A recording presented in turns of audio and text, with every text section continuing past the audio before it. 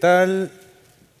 Buenas tardes con todos. Me alegra estar aquí y poder presentar ese tema tan interesante que es la inteligencia artificial centrada en los datos.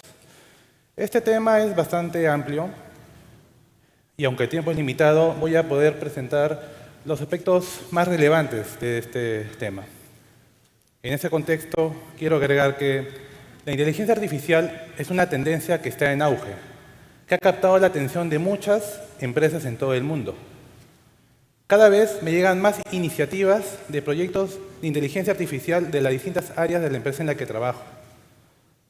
Pero, aunque la demanda sea alta y las pruebas de concepto sean comunes, es importante tomar estos proyectos con bastante cautela, ya que muchos de estos proyectos tienen problemas en su implementación y varios de ellos fracasan en producción. Empecemos con una pregunta clave. ¿Qué es la inteligencia artificial? Como concepto, la inteligencia artificial busca imitar funciones cognitivas y simular el razonamiento humano.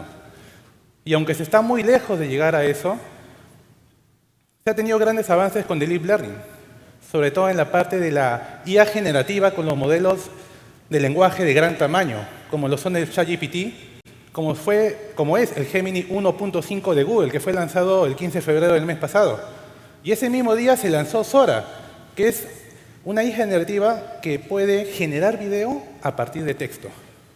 Y también tenemos modelos de open source, como son el Mistral, que según los reportes es mejor que el ChatGPT 3.5 y es open source, lo puedes descargar y utilizar en tu planta. Tal vez algunos no lo conocían, pero se puede hacer eso. Ahora unas estadísticas importantes. Para el 2030, el crecimiento de la tecnología de IA tiene el potencial de aportar 15.7 billones de dólares a la economía mundial. Otra, se calcula que el funcionamiento de ChatGPT cuesta al menos $700.000 diarios. Una más, con DALL-E se producen más de 4 millones de imágenes generadas por inteligencia artificial al día. Estos números son impresionantes, pero también hay estadísticas que pueden preocupar. Por ejemplo, esta que extraje de Forbes, de un artículo de Forbes, que indica que según McKinsey, solo el 15% de los proyectos de Machine Learning tiene éxito. Solamente el 15% de los proyectos. Y otro estudio de Gartner indica que solo el 53% de los proyectos de IA pasan del prototipo a la producción. Continuemos. ¿En qué campo se aplica la inteligencia artificial? Por ejemplo, se aplica en lo que es robótica, donde se aplica lo que es el aprendizaje por refuerzo, el deep learning y el aprendizaje profundo por refuerzo. También lo tenemos en sistemas expertos, la red de inferencia, la lógica difusa y la muy importante ingeniería del conocimiento que lamentablemente no la saben aplicar bien. Tenemos los modelos predictivos que utilizan Machine Learning y Deep Learning. Los sistemas de recomendación también utilizan Machine Learning y Deep Learning. El Natural Language Processing y la IA generativa que trabaja principalmente con Deep Learning. Y donde hay dos modelos muy importantes. Uno son las redes antagónicas generativas, que son las GANs, y las muy importantes redes Transformers, que desde el año 2017 han impulsado el Deep Learning. También tenemos la visión por computadora, que se basa principalmente en Deep Learning, y la conducción autónoma, que trabaja con Machine Learning, Deep Learning y lógica difusa. Como se puede ver en el gráfico, el Deep Learning es un subcampo del Machine Learning y el Machine Learning un subcampo de la inteligencia artificial, ¿no? A veces lo hablan como si fueran cosas distintas, que no están muy relacionadas, pero no es así. Y el Machine Learning actualmente es un subcampo muy importante y muy grande dentro de la inteligencia artificial, por lo que en esta presentación me voy a centrar principalmente en eso. Enfoque del Machine Learning. Me pareció importante colocar los 4 principales enfoques. Tenemos uno muy conocido, que es el aprendizaje supervisado, que requiere que el modelo se entrene con un conjunto de datos que tenga la variable objetivo, es decir, la etiqueta. El aprendizaje no supervisado, los modelos se entrenan en un dataset que no tiene la variable objetivo, no tiene etiqueta. El aprendizaje por refuerzo, que se estima que en unos años sea tan importante como el Deep Learning, trabaja de la siguiente manera. Un agente, digamos un robot, interactúa con un entorno que puede ser este ambiente con obstáculos. Si el robot puede pasar el obstáculo, una recompensa positiva. Si el robot no pasa el obstáculo, una recompensa de 0 o una recompensa negativa. Es decir, El robot aprende en base a prueba y error. Y un enfoque muy importante que se usa mucho y que se lo recomiendo es el transfer learning, el aprendizaje por transferencia. ¿De qué trata esto? Transfiere el conocimiento aprendido de un modelo en una tarea específica en una tarea similar. Por ejemplo, en el caso de Mixtral, que es open source, ha sido entrenado con millones de datos. Tú puedes descargar esa aplicación de Internet y utilizarla en tu planta. Transfieres el conocimiento de ese modelo a tu planta, pero no es tan fácil. No solamente es descargarlo, utilizarlo y por arte de magia todo funciona. Eso no es así. Tienes que construir tu dataset de entrenamiento. Ya no obviamente con millones de datos, sino que puedes trabajar, digamos, con 1000 o 2000 datos y vas a encontrar un rendimiento alto. Digamos, aplicaciones de IA en la minería. Me parece importante listar algunas aplicaciones que ya se vienen dando y también los modelos que se aplican a estas aplicaciones. Por ejemplo, tenemos el sistema de predicción de fallas, que puede aplicarse al molino Saja, a camiones mineros, a una bomba, a cualquier otro equipo. Para eso se utiliza enfoques supervisado, no supervisado, de refuerzo y también transfer learning. Utiliza modelos como Random Forest, XGBoost, DevScan, K-means, los Variational Decoder y las redes Transformers. En el caso de gemelos digitales, que puede ser para un proceso como la mina, que puede ser para camión minero, que puede ser para el molino SAS, para proceso de flotación, utiliza Random Forest, redes neuronales convolucionales, Variational Autoencoder, redes antagónicas generativas, los Transformers, los LSTM, los Feed-Forward Neural Network. En detección de materiales extraños, por ejemplo, si queremos ver si hay un material en el mineral en la descarga hacia el dump pocket, que puede dañar la chancadora o que puede dañar la faja. Ahí utiliza modelos como YOLO, segmentación semántica, redes siamesas, las Variational Autoencoder, las GAN. En sistema de recomendación, por ejemplo, un sistema de recomendación para planta, que te puede recomendar cuáles son los setpoints que tienes que aplicar a los distintos lazos de control para un mineral, un tipo de mineral que está llegando en 50 minutos al molino. ¿Ahí qué se aplica? Sistema de recomendación basados en el conocimiento, similar a la ingeniería de conocimiento para sistemas expertos. Las redes neuronales convolucionales, los autoencoders, modelo de atención, las redes grafo. También se aplica en ciberseguridad para lo que es el análisis de tráfico. Ahí se usa el Isolation Forest, las redes convolucionales, autoencoder, redes neuronales recurrentes. ¿Por qué he puesto todos estos modelos? Estos son solamente algunos, para que puedan ver que no es fácil poder seleccionar un modelo.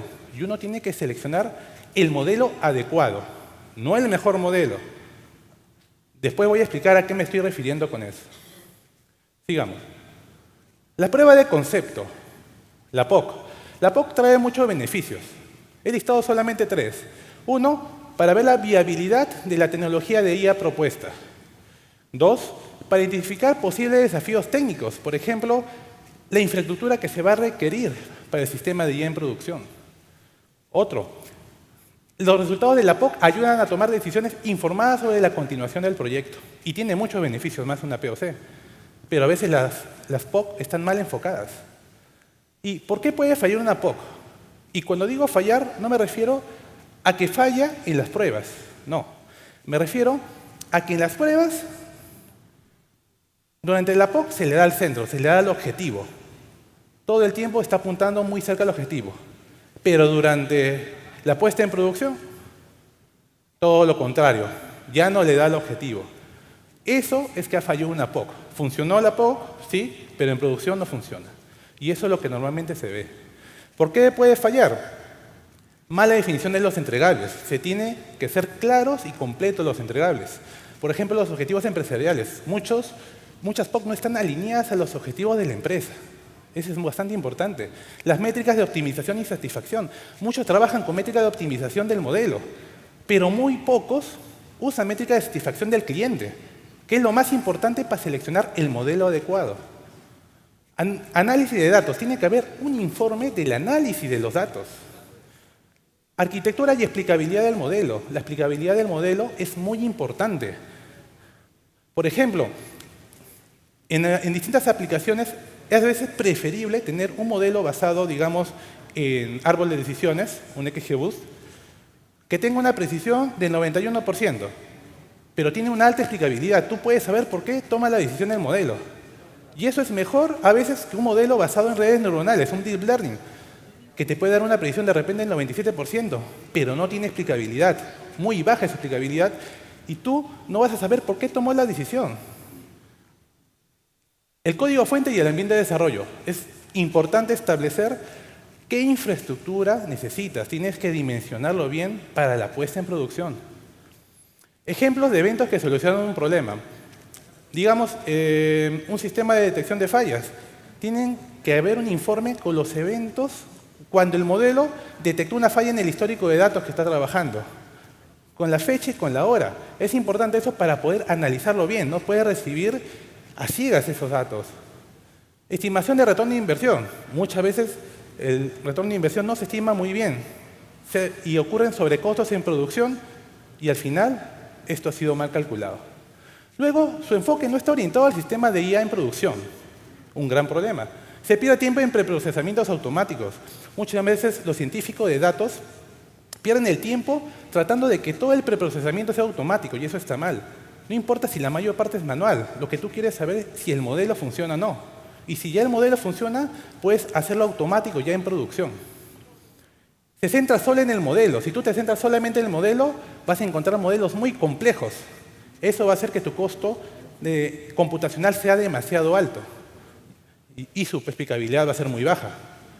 Luego, importante, no se centra en los datos. Falta de datos representativos.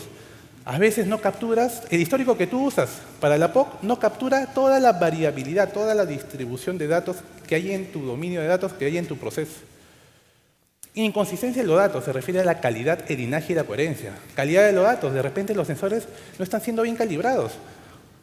O de repente la frecuencia de calibración es muy amplia y por eso están fallando mucho. El linaje de los datos se refiere a de dónde provienen los datos.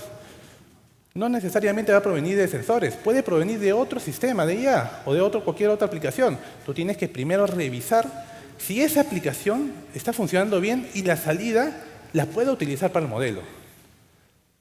Selección de características. A veces uno quiere trabajar con variables que son muy importantes, pero con baja calidad. Primero tienes que resolver el problema de la calidad, mejorar esa calidad del dato, no solamente con el preprocesamiento, sino también de repente físicamente. Pero si no es posible hacerlo, no tienes que utilizar esa variable. Lo que tienes que hacer es buscar otras variables en el proceso que puedan estar correlacionadas con esa para ya dejarla de utilizar. Dataset de entrenamiento deficiente o inexistente, como en el ejemplo de Transfer Learning. Se necesita un dataset. No todo funciona por arte de magia. Tienes que entrenarlo siempre. Y crear el dataset, la verdad, es complicado y toma bastante tiempo.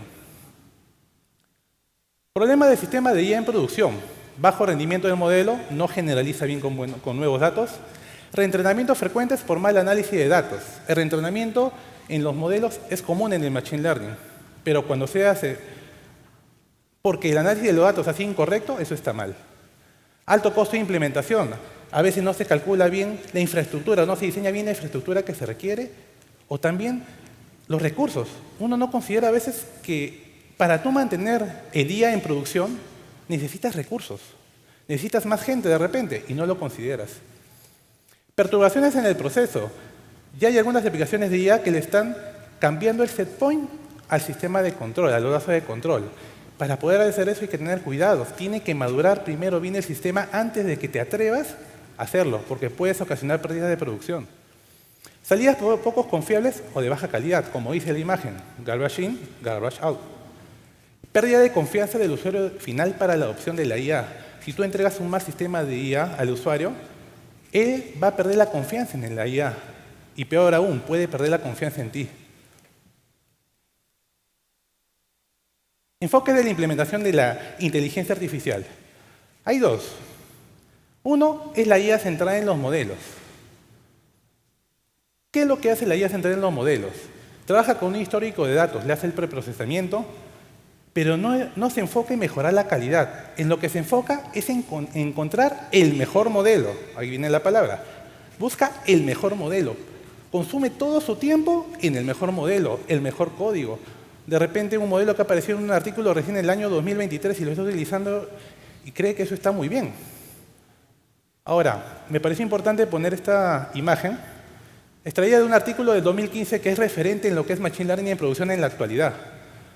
Esa imagen te indica todo lo que necesitas para llevar la IA a producción. Y el tamaño del recuadro te indica en qué te debes enfocar más.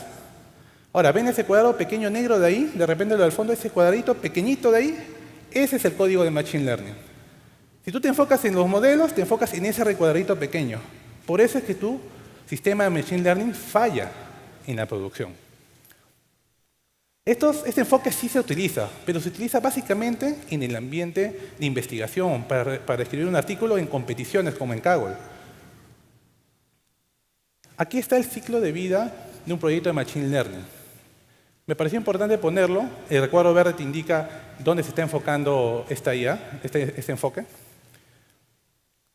Y es muy importante siempre seguir una metodología de inicio a fin. Ahorita nos estamos centrando solamente en la parte de datos y modelos, pero también está la parte de alcance y la parte de despliegue. También tenemos el enfoque de la IA centrada en los datos, que esta sí se utiliza en producción, para llevar tu sistema de Machine Learning a producción.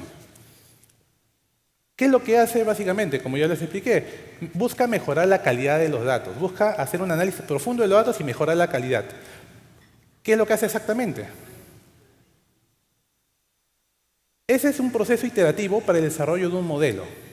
Primero se coge el modelo, se cambian los hiperparámetros, se configuran, se extrae la data, luego se hace el entrenamiento y luego el análisis de los errores.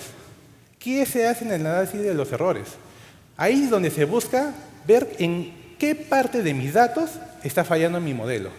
Una vez que lo identificas, ves qué vas a mejorar en los datos. Si puede ser solamente preprocesamiento o tal vez tienes que irte hasta el sensor.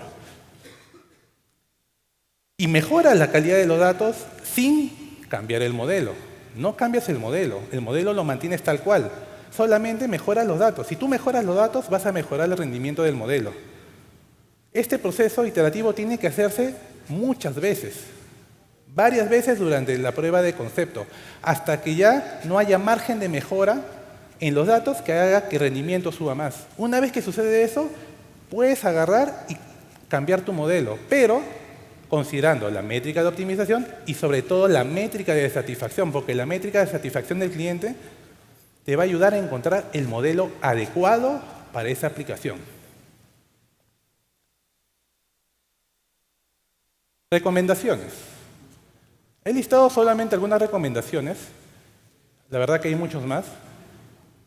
Lo que tenemos acá que el objetivo de la POC no solo es ver la variabilidad del modelo IA con un histórico de datos, sino ver la viabilidad de su implementación en producción, que es lo que estaba comentando en la presentación.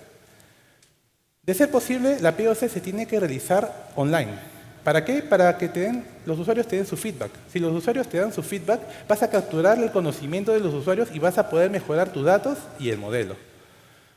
Y es muy importante que los usuarios puedan que tengan tiempo para poder intervenir en toda la POC. Y no solamente en toda la POC, sino en todo el ciclo del proyecto de Machine Learning, de inicio a fin.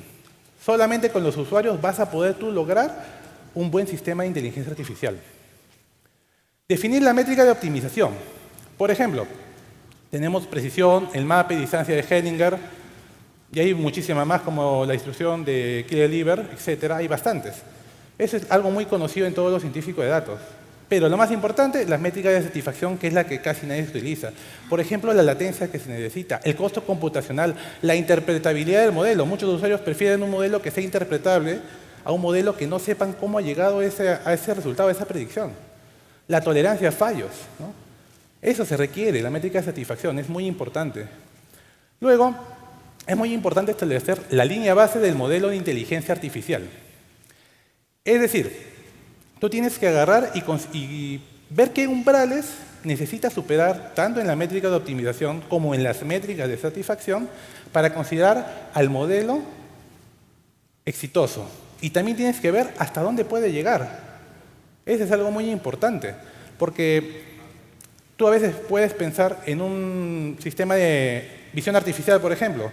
De repente tú estás llegando a una predicción del 93% y tú quieres llegar, no, voy a llegar al 96%, intento y nunca llego. ¿Por qué? En imágenes se utiliza el HLP, el nivel de rendimiento humano. Los humanos somos muy buenos y vamos a ser muy buenos, mejor que la inteligencia artificial, en datos no estructurados como las imágenes.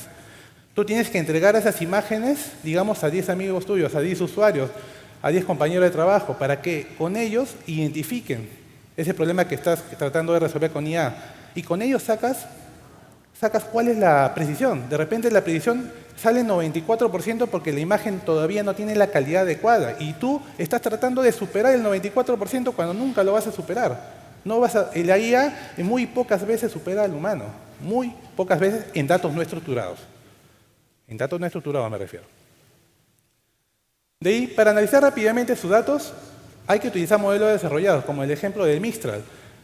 Hay bastantes modelos ya preentrenados que son open source, que pueden utilizarse. Dígale a su científico de datos, utilízalo, pero construyeme un dataset de entrenamiento adecuado. Tienes que primero entender cómo funciona ese modelo, y una vez que entiendes cómo funciona el modelo, tienes que cómo se construye el dataset para que lo puedas entrenar para tu dominio de los datos. Realizar revisión manual de los datos donde el sistema de IA esté fallando, lo que ya les expliqué. Eso es una revisión bastante manual y es muy tediosa. Por eso, muchos científicos de datos no lo hacen. Solamente meten y meten y meten datos y meten datos para entrenarlos. Y eso está mal. Así no se puede trabajar y así en producción no va a funcionar. Lo que ya les comenté, recorrer varias veces el proceso iterativo para el desarrollo de un modelo. Es muy importante que ese proceso se recorra la mayor cantidad de veces en la POC. Y otro, no esperes almacenar mucha información para el entrenamiento. A veces uno pone una cámara para aplicar una visión artificial y espera 15 días, 30 días para que recién tenga los datos y lo pueda procesar, y eso está mal. Tú puedes trabajarlo desde el primer día y ahí vas a encontrar errores. De repente te vas a dar cuenta de que la iluminación no es la correcta o que la cámara seleccionada no ha sido la adecuada. No vas a esperar 15 o 30 días para eso. Ya puedes trabajar con modelos preentrenados que están en la red. La verdad, hay que navegar un poco para poder encontrar esos modelos que existen y que lo puedes cargar y que han sido entrenados con millones de imágenes a veces o millones de datos y tienen millones de parámetros y lo puedes utilizar. La verdad, me hubiera gustado explicar muchas cosas más. El tiempo ha quedado bastante corto, pero espero haberlos motivado para que puedan investigar un poco más profundamente lo que es la inteligencia artificial y vean que si siguen esta recomendación, y hay muchas más, y de otras personas que también le van a dar recomendaciones, van a poder tener un sistema de inteligencia artificial en producción que realmente funcione. Muchas gracias.